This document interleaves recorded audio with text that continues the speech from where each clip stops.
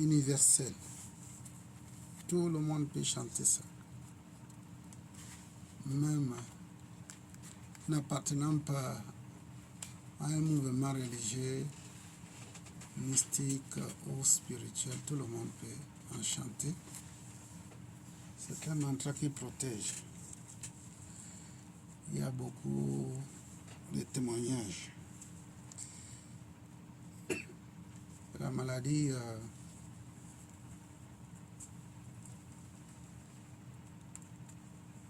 universelle que l'homme a,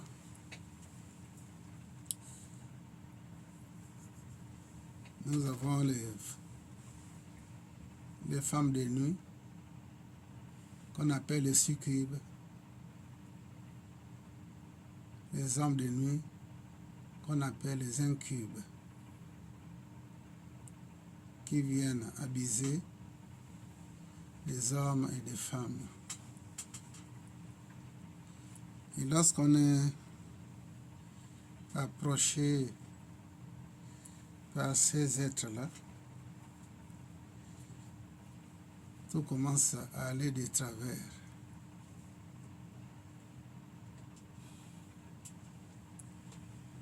On peut constater ce qu'on appelle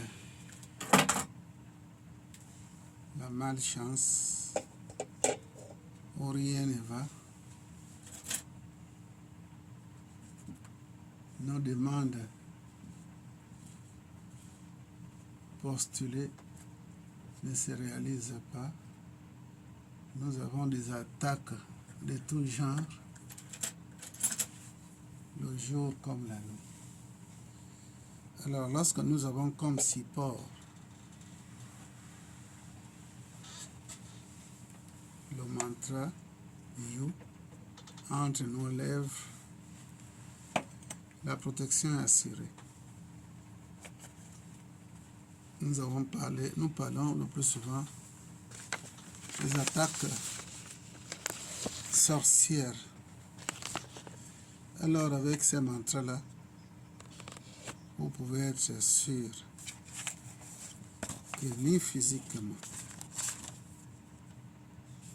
ni spirituellement, personne ne vous touchera. C'est un mantra qui est très simple. Lorsque nous voulons chanter ces mantras, on n'a pas besoin d'un habillement spécial. On n'a pas besoin d'illuminer la pièce à laquelle nous chantons, des bougies. On peut chanter ces mantras dans l'obscurité, dans la lumière, ou avec des bougies allumées. Il n'y a pas de tabou dans ces mantras-là. Il faut être spécialement préparé. La seule chose qui est demandée, c'est que mettez-vous prêt pour chanter ces mantras. Le prêt là, il s'agit de poser son cœur et de postuler que vous allez chanter le You. Vous pouvez, par intention, faire un postulat. Vous chantez le You pour ouvrir votre cœur. Vous chantez le You pour vous faire protéger. Vous chantez le You pour vous purifier, physiquement ou mentalement. Une fois tout cela est fait, vous déclarez tout simplement dans votre cœur que mon corps est le temple d'amour de l'être suprême. Mon corps est le temple d'amour du Saint-Esprit. Mon temple, mon corps est le temple d'amour d'un prophète ou un guide spirituel choisi. Et vous vous mettez à chanter ce mantra de cette manière. Les mains posées sur les cuisses, les paumes tournées vers le haut, les yeux fermés et votre attention fixée à la racine du nez ici. Vous respirez profondément 3 à 7 fois par les narines et vous expirez par les narines aussi. Une fois cela est fait, vous émettez le chant de cette manière.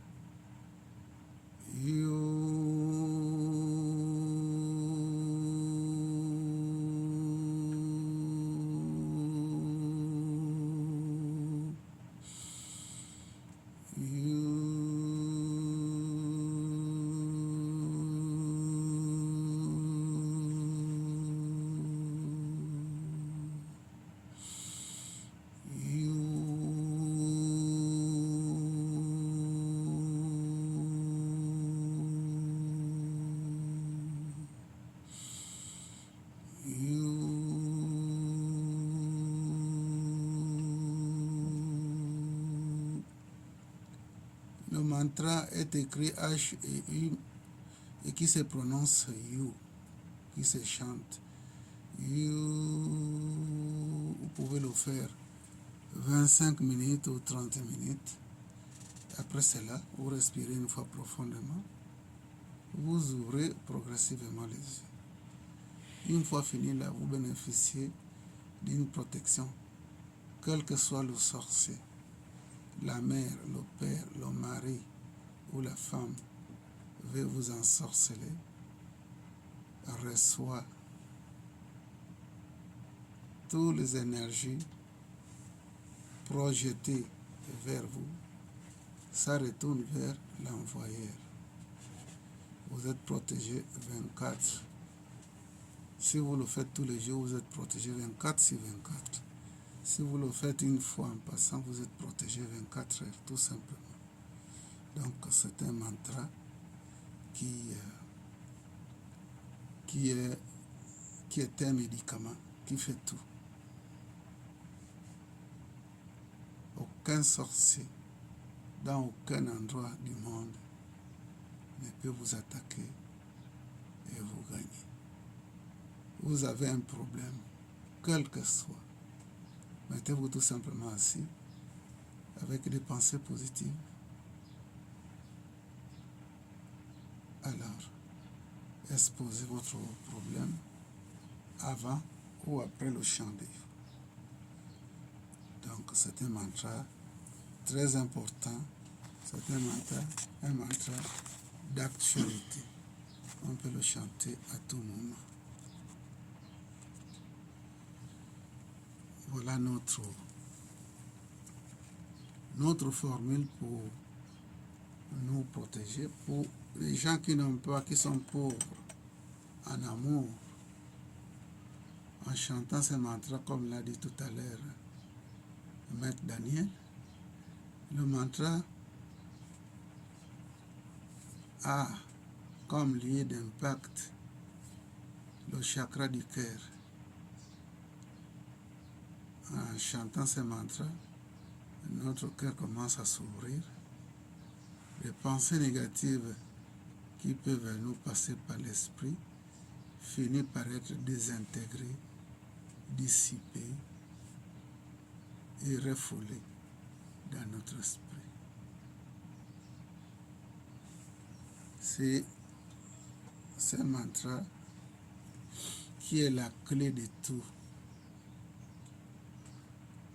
que nous donnons à tous les chercheurs visiteurs de cette école.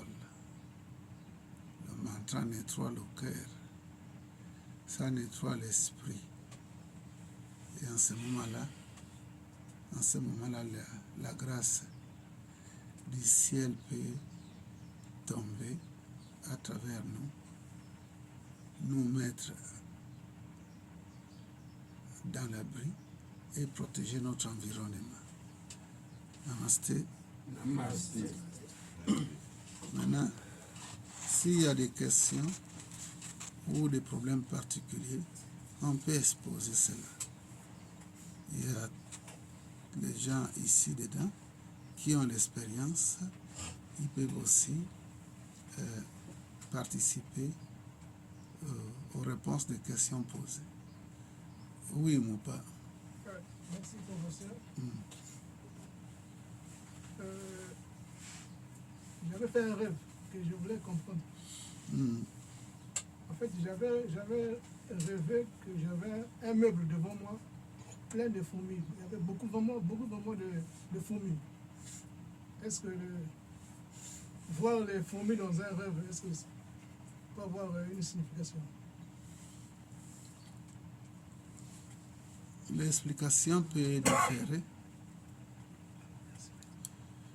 Donc, en détail, il y avait un meuble et que lorsque vous êtes allé vers ce meuble, vous remarquerez c'est plein de fourmis. Plein de fourmis. Une colonie de fourmis. Et qu'est-ce qui s'est passé après que vous avez observé ça?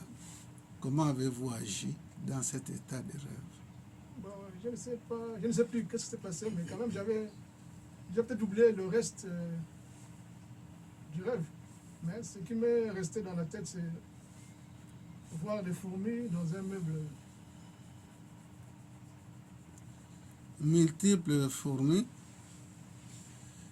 ça peut nous amener sur les visiteurs positifs ou négatifs, ça dépend. Mais les fourmis, en quantité aussi, peuvent exprimer une certaine abondance ou une entrée d'argent.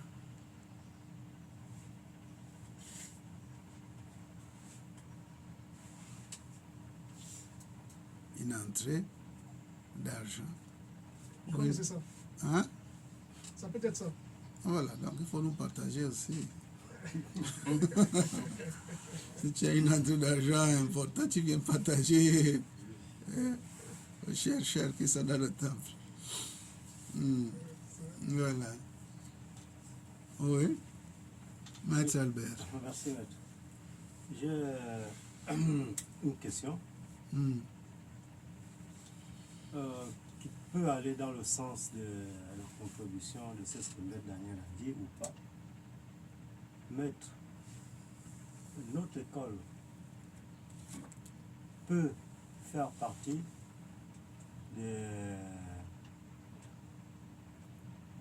notre école peut être au service de l'humanité souffrante.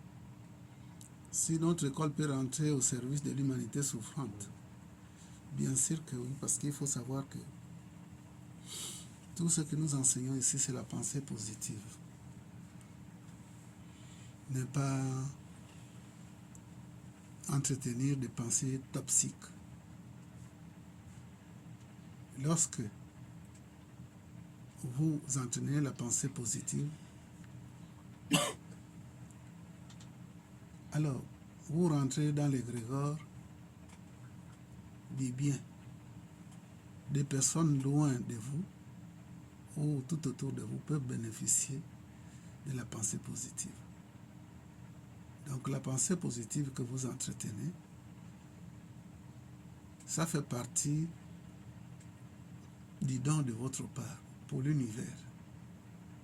Si vous pensez positivement, la pensée est mise à l'univers et les personnes qui sont aussi positives, qui sont ouvertes aux pensées positives, vont bénéficier de ça.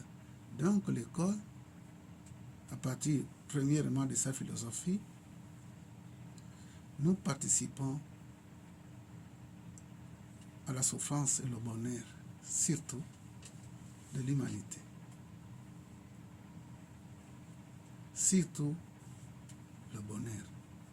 Parce que la pensée positive, comme je l'ai toujours dit ici, si vous pensez positivement, c'est une maison, c'est une façon d'émettre, c'est la mission de la pensée.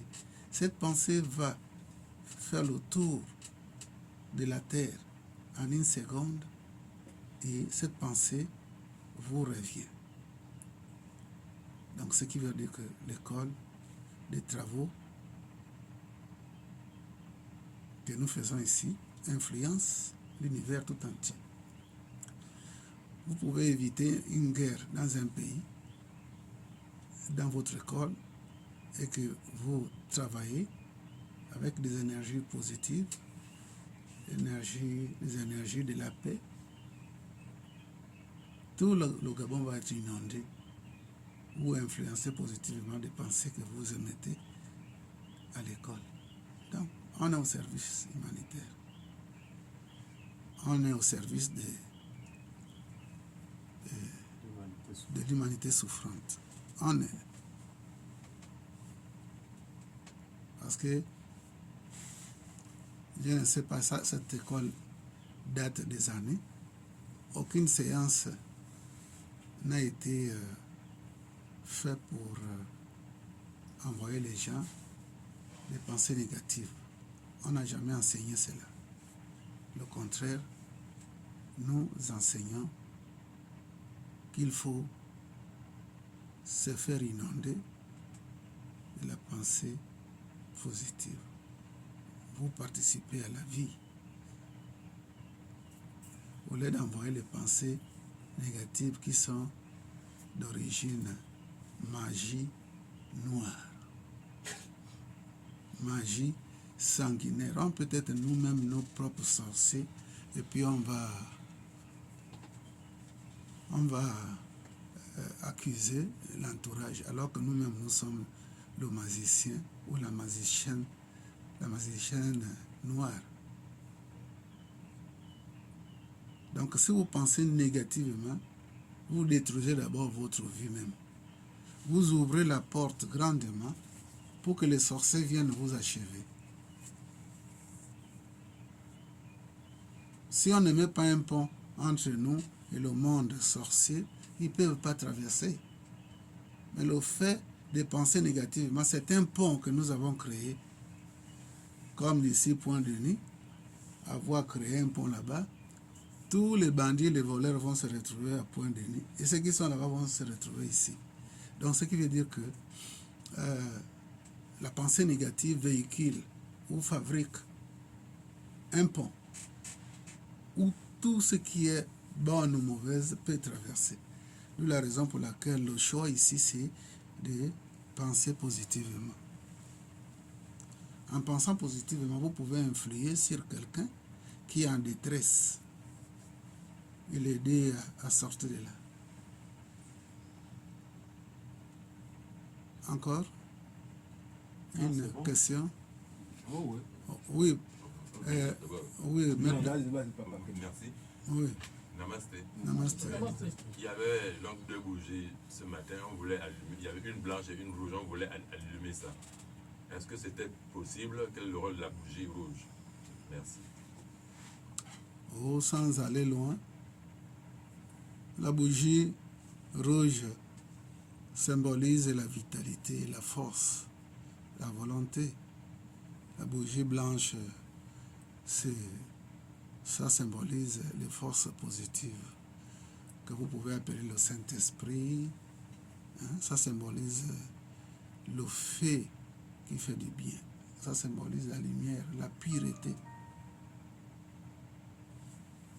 Donc on pouvait allumer les deux.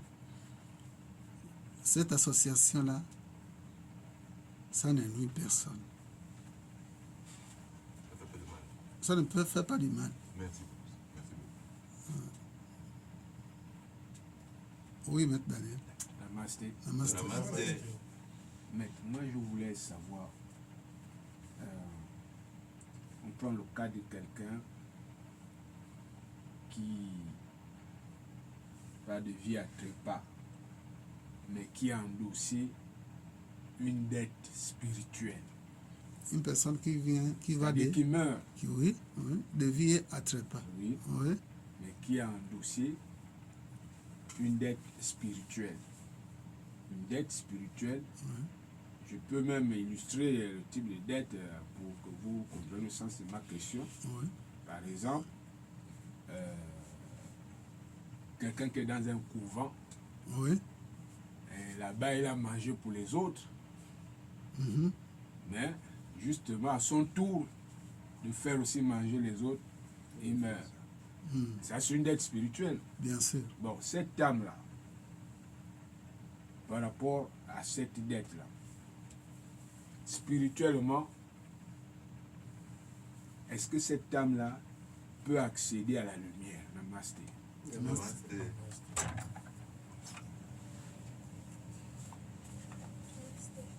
Namasté. Je voudrais d'abord rappeler que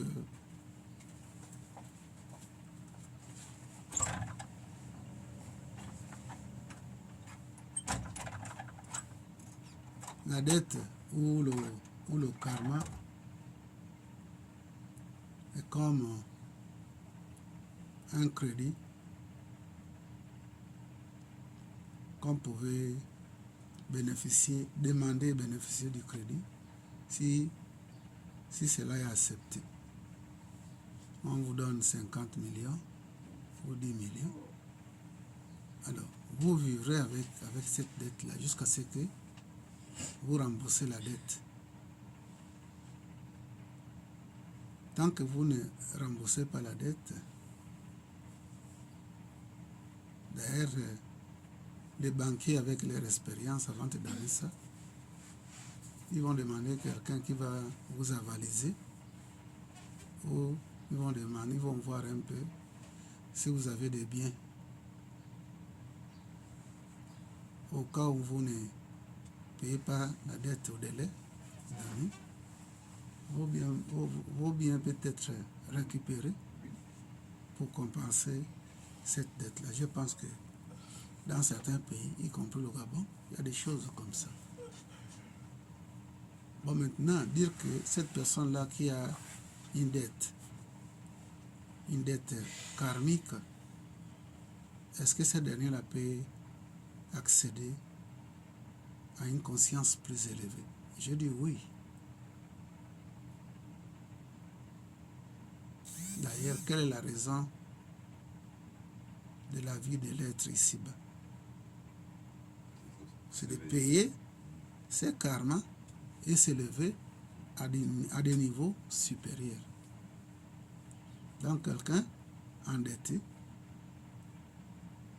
il n'y a rien qui peut empêcher que ce dernier-là puisse accéder à des consciences plus élevées.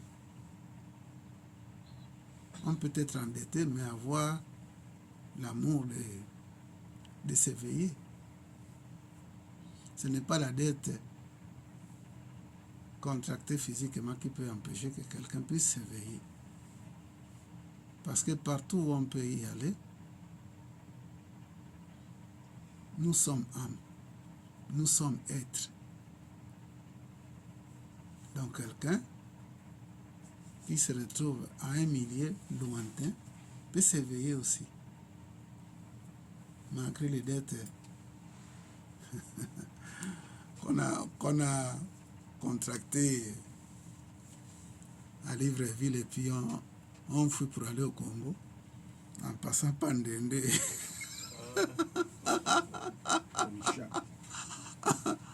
Donc, avec dette ou pas, même à la frontière là-bas, on peut s'éveiller. Hein? La conscience peut être stimulée dans n'importe quel endroit et puis s'élever. La dette karmique n'est pas là pour nous empêcher de prendre conscience réellement de ce que nous sommes véritablement. Et je vous rappelle que la dette karmique n'est pas forcément une dette d'aujourd'hui. Ça peut aller d'un âge à un autre âge. Ça peut arriver à l'ancienne Égypte. Ça peut dater de l'ancienne Égypte. Les choses que vous avez fait là-bas, les vies ou la vie que vous avez menée à l'ancienne Égypte, ça peut vous retrouver aujourd'hui ici là. Et vivre des mouvements que vous avez contractés depuis des millénaires. D'où la raison pour laquelle, pour que l'homme soit libéré, il doit continuer à faire des travaux spirituels en chantant l'oyo ou d'autres mots sacrés de Dieu pour effacer une dette, pour effacer une situation qu'on a contractée depuis longtemps. Donc ce qui nous arrive, quelle que soit la nature de ce qui nous arrive, ne regardez pas les événements qui nous arrivent aujourd'hui forcément étant négatifs. Dites plutôt, regardez ça dans le côté positif, que c'est une bénédiction aussi. Si nous sommes morts dans les vies antérieures par manque de patience, d'une situation, et que nous sommes morts avec un événement pareil, nous n'avons pas été patients. Vous attendez une affaire et que par l'impatience, vous prenez une décision négative vis-à-vis de votre vie et que vous mourrez avec cet état-là, vous reviendrez. Le Seigneur du karma vous enverrez encore une fois, encore et encore, et il vous mettrait la souffrance plus, afin que vous puissiez maîtriser la cause de votre mort brutale ou la cause du départ sans, n'est-ce pas, accepter les situations qui vous ont arrivé.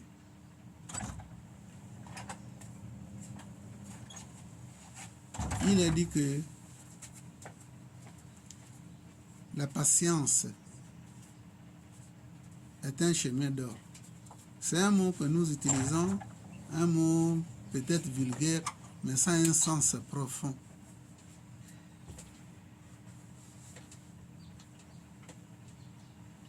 Il y a une histoire que beaucoup connaissent. La femme du Martin Bongo, qu'on a trouvée à la piscine ici, là, morte. Mais cette femme de Martin Bongo avait tout. Les cuistots, les cuisiniers, les ménagères, les voitures. Elle avait beaucoup d'argent. Si tu es femme, tu maries un homme qui a des moyens, tu as les moyens, qui s'ensemble se ressemblent. Mais qu'est-ce qui lui a tué? Parce que elle s'est retrouvée isolée dans son cœur, parce que le mari rentrait à des heures tard, qu'elle n'a pas pu supporter cette situation. Qu'est-ce qu'il a manqué? Rien que la présence de son mari. Mais elle n'a pas pu supporter, elle s'est suicidée. Alors, cette dernière-là, après le trépas, qu'est-ce qui devait lui arriver? On le renvoie immédiatement dans une famille d'accueil où elle sera née avec un mari beaucoup plus inconscient qui va rentrer peut-être les 5 heures, les 6 heures du matin, va découcher. Une souffrance va être dépassée de la vie qu'elle a menée, la souffrance qui l'a poussée à se suicider. Tant qu'elle ne va pas maîtriser la situation là, elle mourra, elle reviendra jusqu'à ce qu'elle maîtrise ça.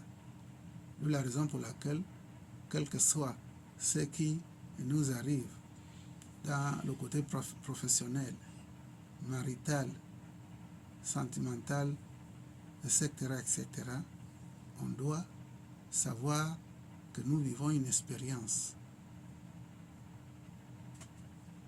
Que nous vivons une expérience. On a une dette. Cette dette-là, c'est une dette qu'il faut payer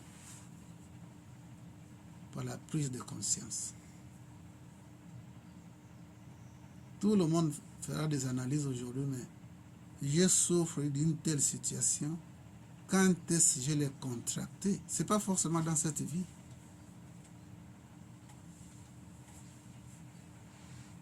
Les femmes qui ont fait souffrir les hommes, l'expérience de ces hommes-là est une dette karmique. Et on doit payer ça d'une manière ou d'une autre. Mais si nous avons une petite portion de sagesse, on doit prendre la patience comme une formule, que tout revient en ordre plus tard. Si nous sommes pressés et qu'on fait n'importe quoi, nous avons aggravé la situation. La dette va s'accumuler.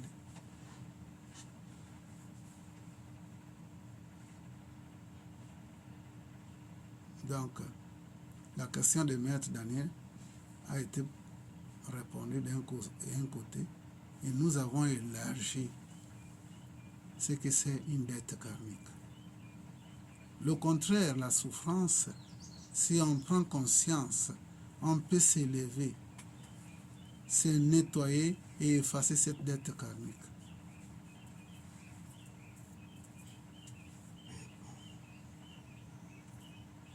Ce n'est pas tout ce que nous voulons que le ciel nous donne immédiatement. Il faut avoir la notion là. Dans tous les domaines, dans toutes les couches. Donc la souffrance nous vient avec une cause. C'est une formule qu'on puisse s'élever. En s'élevant, on doit accepter et digérer nos problèmes.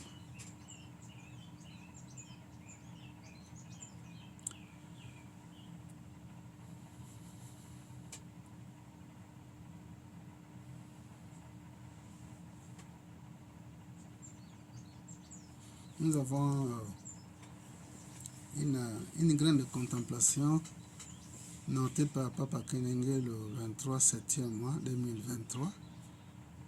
Depuis 2023, ces graines-là disaient ceci: digérons des messages en provenance de notre esprit, mais mieux écoutons ceux de notre cœur. La vie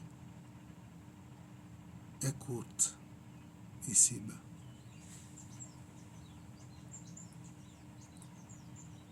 Votre incarnation, votre raison de vie actuellement n'est pas un hasard. Ça a une raison très profonde que nous ignorons. Dans tout ce qui nous arrive, on doit regarder le côté positif de ce qui nous arrive. Parce que l'esprit, des messages provenant de notre esprit, c'est le mental. Alors le mental peut nous jouer un coup. Bon, écoute, mets ta vie, fais ceci, venge-toi. C'est pas la peine de vivre cette vie. Il faut quitter la souffrance. Donne-toi la mort. Ça, c'est l'esprit.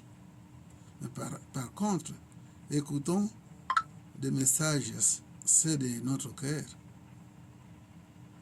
Ça veut dire que notre cœur ici, il s'agit du côté positif de l'esprit. Le côté de message venant très très loin, provenant de l'être que nous sommes. Namasté. Namasté.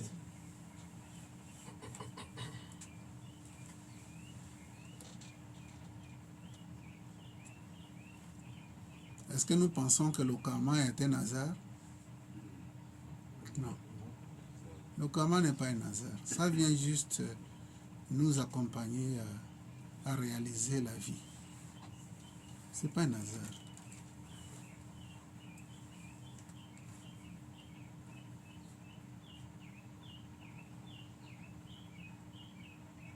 C'est vraiment, c'est un trésor du côté positif, le karma, la malchance.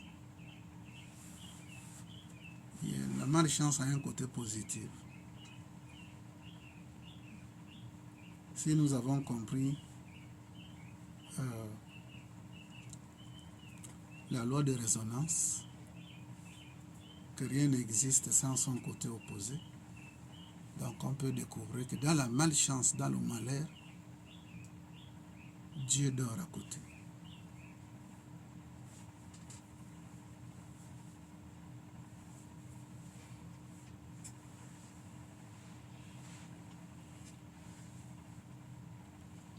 Chaque fruit, lorsque un fruit est à point, ce n'est pas le vent qui forcément le fait tomber.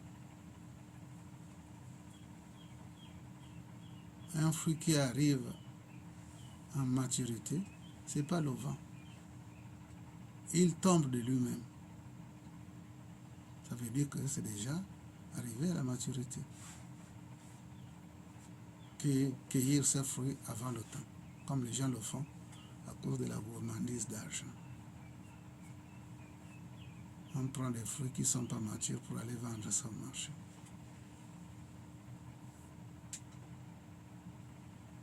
Donc, quand est le moment arrivé, ce que nous voulons réaliser, on ne fait plus la force. Ça se réalise de manière naturelle. Alors, lorsque nous voulons employer l'ego dans ce que nous voulons, il peut y avoir des catastrophes, plus du mal que du bien.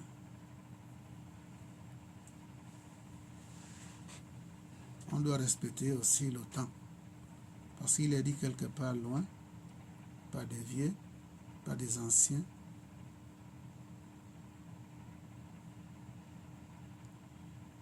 Tout ce qui est en préparation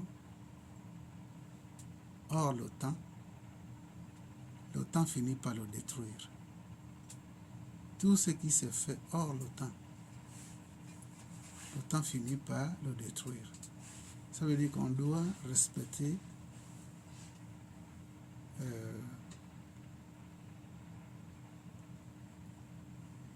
une loi qu'on peut appeler la loi du cycle. Vous mettez la viande au feu parce que vous êtes pressé de manger, vous enlevez la viande, vous mangez comme ça, ça peut vous créer des situations maladives dans le temps. Parce que vous avez mangé un élément ou un aliment qui n'était pas cuit.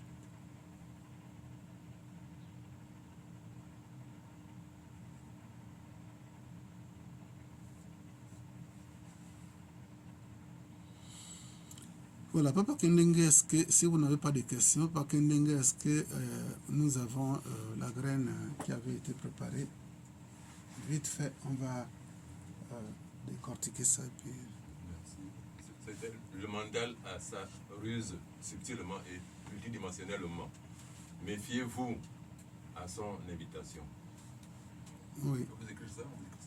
Oui, j'avais ça ici, là, mais c'est pas là où j'ai...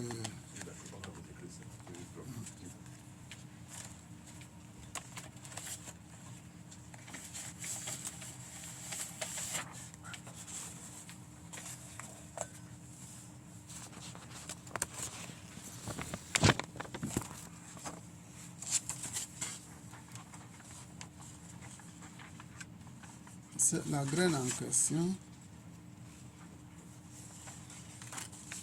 avant que je médite sur ça,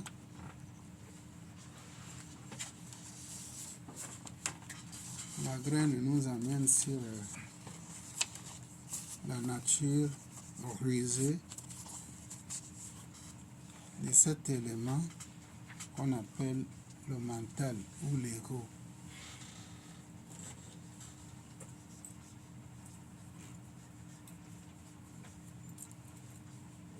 Quelqu'un peut s'approcher de vous et puis il ouvre la porte où les forces du mal vont passer pour vous nuire. Le commérage. Un commérage peut être très subtil, dimensionnel. Ce commérage peut avoir pour but de nuire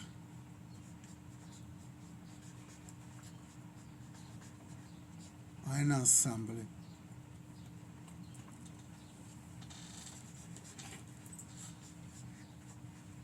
Le commérage, comme je l'ai toujours dit,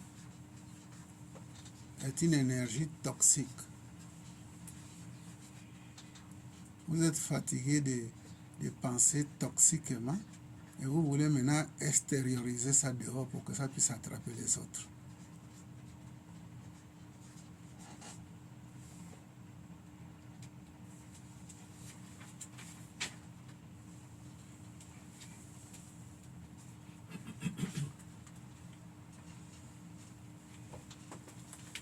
Merci.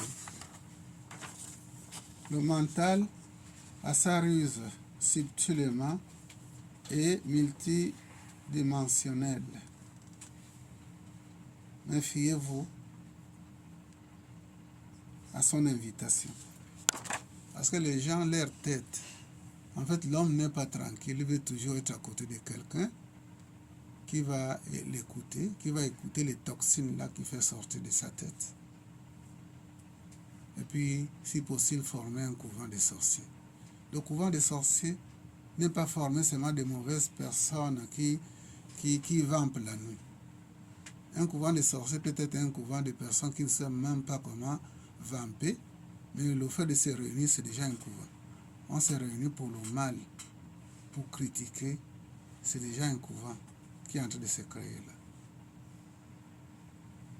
Donc, lorsque quelqu'un vient vers vous, ou vous partez vers cette personne-là et que vous vous mettez, n'est-ce pas, à faire des débats si quelqu'un d'autre, alors c'est le mental qui est en mouvement et on n'est toujours pas au courant du plan de nos mentales ou nos esprits. D'où la graine ici parle de se méfier de toute approche.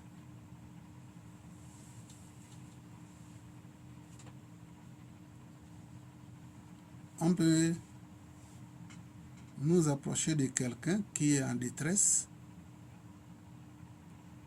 et ça peut paraître comme si nous sommes pour cette dernière-là.